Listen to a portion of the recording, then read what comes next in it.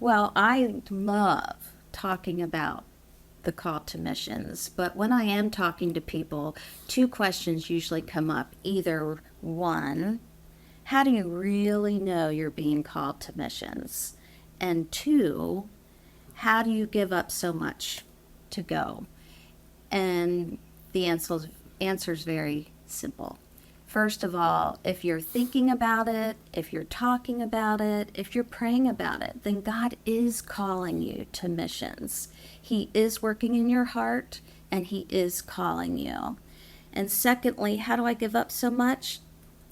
It was difficult. It is very difficult to give up the comforts of home, to give up your home, your career, saying goodbye to your family, knowing that you can't just call them or visit them. Yeah, it's hard. But when you get there and you settle into the work that God has called you to do, it is extremely rewarding and He gives us so, so, so much more. But when I was called, I was attending a Christian Missionary Alliance church in Morgantown, West Virginia, a great church. And often there were missionaries that would come and express the importance of fulfilling the work that God has called each one of us to do. And He gives each one of His children a purpose. And that spoke to me over the years. And when I was a senior in college, I knew God was working in my heart and calling me to missions. But Tom had a different time that happened. Yes, as she said, we were in a missions-minded church in Troy, Michigan, and we were both interested in missions, but we had different time frames. She was ready to go now, and I wanted to wait until our three kids graduated college, and then just she and I would go.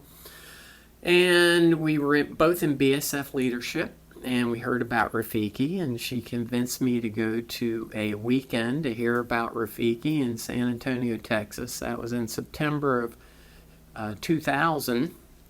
We heard about Rafiki on that weekend, and we said we'd pray about it. And we went back to Michigan. We prayed about the call God put on our lives, and we decided He was calling us to go to Africa. I had a very good job. I was senior information specialist at EDS. We had three kids in a good school. And over the next 9 months, we sold our house. I quit my job. We said goodbye to our family and friends. And we took the family to Nairobi, Kenya in August of 2001.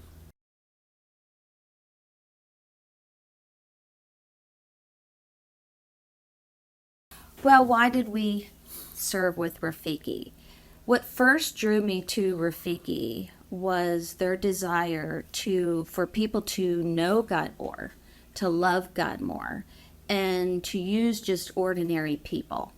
People like us. I was a dental hygienist. He was working at EDS, and they were calling people who had a heart to serve. And our families. We could take our family as a unit to go and serve and use ordinary people to do wonderful, wonderful things, teaching God's word. So that's why Rafiki drew us, I think.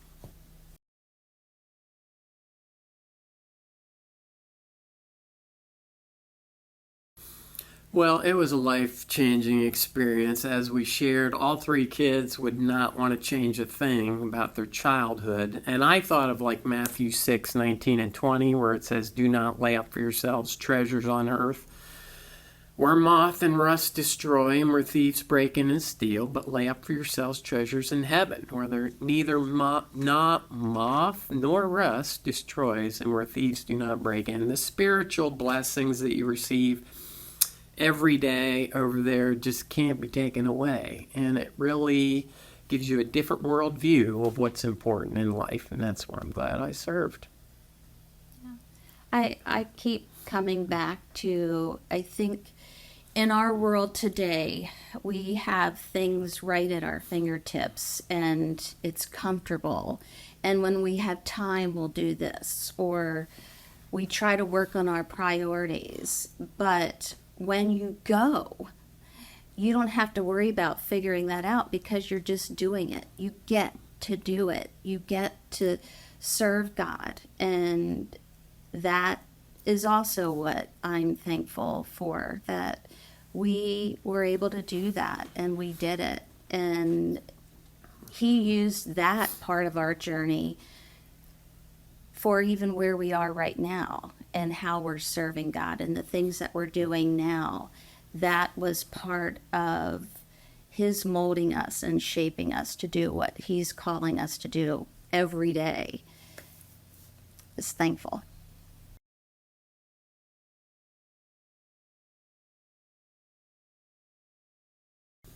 Go. Just go. Well, one thing that was surprising to me is how many people thought we were crazy for going to Africa. How can you take your kids out of the school and how can you give up all this? And like we've said, I mean, it was the best decision we ever made as a family. All of our kids loved their time there in Africa. We loved our time. We got to experience God's faithfulness every day. So my advice would be to follow the Lord's leading. That's true. I that was surprising. I mean, many people supported us. Our family supported us and encouraged us and just truly supported us. But there were many people, and I was already fearful about my children, you know, for their well-being. And it's amazing what people say to discourage you and thinking you're not doing what God is calling you to do. But back when we started, if you're just thinking about it and really praying about it, God is working in your heart. And that's why I just say, go.